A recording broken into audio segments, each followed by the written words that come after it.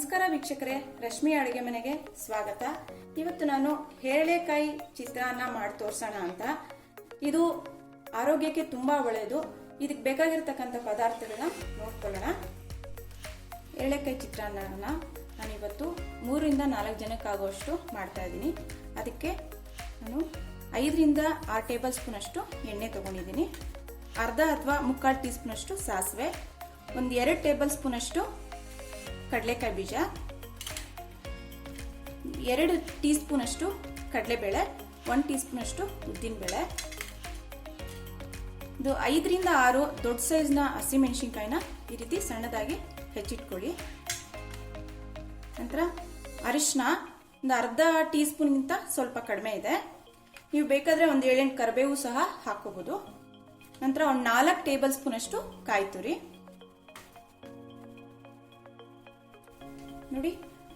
ಅನ್ನದ ಕೈಯಲ್ಲಿ ಒಂದು 5-6 ಸ್ಪೂನ್ ಅಷ್ಟು ಅಂದ್ರೆ 3 ರಿಂದ 4 ಜನಕ್ಕಾಗುವಷ್ಟು ಅನ್ನನ ಈ ರೀತಿ ಉದುರುದ್ರಾಗಿ ಮತ್ತೆ ಸಾಫ್ಟ್ ಆಗು ಸಹ ಮಾಡಿ ಇಟ್ಕೊಂಡಿದ್ದೀನಿ. 2 ಹೇರಳೆಕಾಯಿನ ಈ ರೀತಿ ಕಟ್ ಮಾಡಿ ಇಟ್ಕೊಳ್ಳಿ. ಈ ರೀತಿ ನೀವು ನೋಡ್ಕೊಳ್ಳಿ, ನಿಮ್ಗೆ ಎಷ್ಟು ಬೇಕೋ ಅಷ್ಟು ನಿಮ್ಮ ರುಚಿಗೆ ಅನುಸಾರವಾಗಿ ಹೇರಳೆಕಾಯಿ ಹಾಕೊಳ್ಳಿ. ಒಂದು ಅರ್ಧ ಹೇರಳೆಕಾಯಿನ ನೋಡ್ಕೊಂಡು ಹೆಚ್ಚು ಕಮ್ಮಿ ಹಾಕೊಳ್ಳಿ. ಕೊನೆಯದಾಗಿ ರುಚಿಗೆ ತಕ್ಕಷ್ಟು ಉಪ್ಪು. ಈಗ ಹೇಗೆ ಮಾಡೋದು ಅಂತ ನೋಡ್ಕೊಳ್ಳೋಣ. ಒಂದು ಬಾಣಲೆ ಇಟ್ಕೊಂಡಿದ್ದೀನಿ. ಇದಕ್ಕೆ ಎಣ್ಣೆ,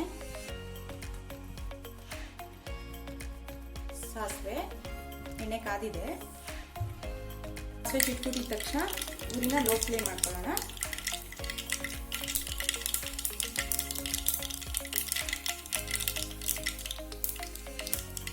ಕಡಲೆಕಾಯಿ ಬೀಜ,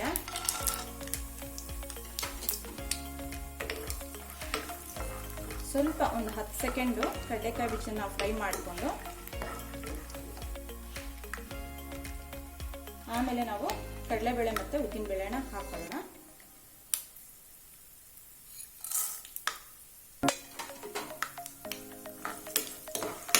ಆಗ ಕಡಲೆಕಾಯಿ ಬೀಜ ಕ್ರಿಸ್ಪಿಯಾಗಿ ಆಗುತ್ತೆ.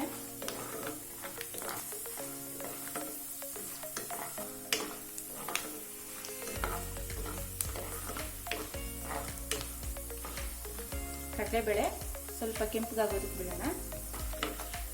ಕಡಲೆಬೇಳೆ ಕೆಂಪಿಗೆ ಟರ್ನ್ ಆಗ್ತಾ ಇದೆ. ಹಸಿಮೆಣಸಿನ್ಕಾಯಿ ಹಾಕೋಣ. ನೀವು ಒಂದು 7-8 ಕರಿಬೇವು ಸಹ ಹಾಕೋಬಹುದು. ಸಣ್ಣಗೆ ಹೆಚ್ಚಾಕೊಳ್ಳಿ, ಕರಿಬೇವನ್ನ ಚೆನ್ನಾಗಿರುತ್ತೆ. ಒಂದು 10 ರಿಂದ 15 ಸೆಕೆಂಡು ಹಸಿಮೆಣಸಿನ್ಕಾಯಿನ ಬೇಯಿಸ್ಕೊಳ್ಳಿ. ಚೆನ್ನಾಗಿ ಖಾರ ಹಿಡಿಯುತ್ತೆ ಅವಾಗ.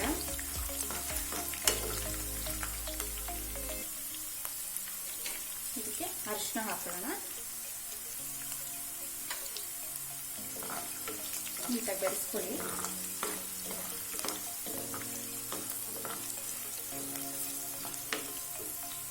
ನೋಡಿ, ಹಸಿಮೆಣಸಿನ್ಕಾಯಿ ಎಲ್ಲ ಬೆಂದಿದೆ. ಈಗ ಸ್ಟವ್ ಆಫ್ ಮಾಡ್ಕೊಳ್ಳೋಣ. ಸ್ಟವ್ ಆಫ್ ಮಾಡ್ಕೊಂಡಿದ ನಂತರ ಕೊತ್ತಂಬರಿ ಸೊಪ್ಪು ಹಾಕೊಳ್ಳೋಣ.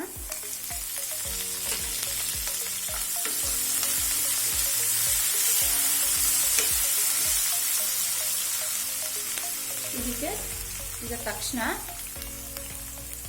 ಕೊತ್ತಂಬರಿ ಸೊಪ್ಪು ಬರ್ನ್ ಆಗದೆ ಇರೋ ರೀತಿ ಅನ್ನನ ಹಾಕೊಳ್ಳೋಣ. ಸ್ಟವ್ ಆಫ್ ಮಾಡ್ಕೊಂಡಿದ್ದೀನಿ ನಾನೀಗ.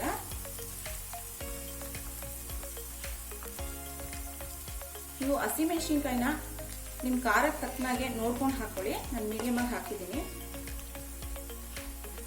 ಹೇರಳೆಕಾಯಿಯು ಅಷ್ಟೇನೆ ನೋಡ್ಕೊಂಡು ಹಾಕೊಳ್ಳಿ. ಮೋಸ್ಟ್ಲಿ ನಿಮಗೆ 1.5 ಇಂದ 2 ಹೇರಳೆಕಾಯಿ ನಿಮ್ಗೆ ಬೇಕಾಗತ್ತೆ 3-4 ಜನಕ್ಕೆ. ಇದಕ್ಕೆ ಕಾಯಿ ತುರಿ ನೋಡಿ. ಈಗ ಹೇರಳೆಕಾಯಿ ಹಿಂಡ್ಕೊಳ್ಳೋಣ. ಬೀಜನೆಲ್ಲ ತೆಗೆದಿಟ್ಕೊಂಡಿದ್ದೀನಿ. ರಸನೂ ಸಹ ಸಪ್ರೇಟ್ ಆಗಿ ಒಂದು ಬಟ್ಲಲ್ಲಿ ಹಿಂಡ್ಕೊಂಡು ನೀವು ಹಾಕೋಬಹುದು. ನಾನು ಹಾಗೆ ಹಿಂಡ್ಕೊತಾ ಇದ್ದೀನಿ. ಎಸ್ಪೆಷಲಿ ಈ ಹೇರಳೆಕಾಯಿ ತುಂಬಾ ಒಳ್ಳೆಯದು ಆರೋಗ್ಯಕ್ಕೆ.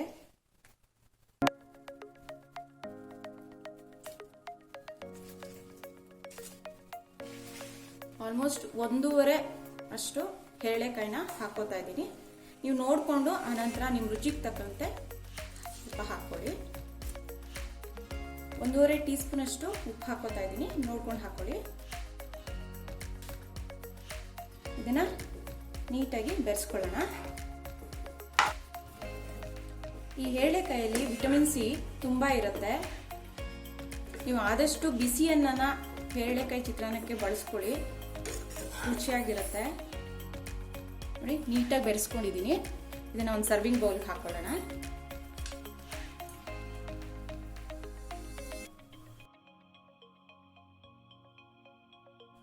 ಹೇರಳೆಕಾಯಿ ಚಿತ್ರಾನ್ನ ರೆಡಿ ಇದೆ. ಈ ರೀತಿ ನಾವು ಸಿಟ್ರಸ್ ಫ್ರೂಟ್ಸ್ನ ಅಡುಗೆನಲ್ಲಿ ಬಳಸೋದ್ರಿಂದ ಹೃದಯಕ್ಕೆ ಸಂಬಂಧಪಟ್ಟ ಕಾಯಿಲೆಗಳು ಮತ್ತೆ ಮೆದುಳಿಗೆ ಸಂಬಂಧಪಟ್ಟ ಕೆಲವು ಕಾಯಿಲೆಗಳನ್ನ ತಡಿಬಹುದು. ನೀವು ಒಮ್ಮೆ ಈ ರೀತಿ ಹೇರಳೆಕಾಯಿ ಚಿತ್ರಾನ್ನ ಮಾಡಿ ನೋಡಿ, ತುಂಬಾನೇ ಚೆನ್ನಾಗಿರುತ್ತೆ. ನಿಮ್ಗೆ ಈ ವಿಡಿಯೋ ಇಷ್ಟ ಆದರೆ ಲೈಕ್ ಮಾಡಿ, ಶೇರ್ ಮಾಡಿ. ರಶ್ಮಿ ಅಡುಗೆ ಮನೆಗೆ ಸಬ್ಸ್ಕ್ರೈಬ್ ಮಾಡ್ಕೊಳ್ಳಿ. ಧನ್ಯವಾದಗಳು.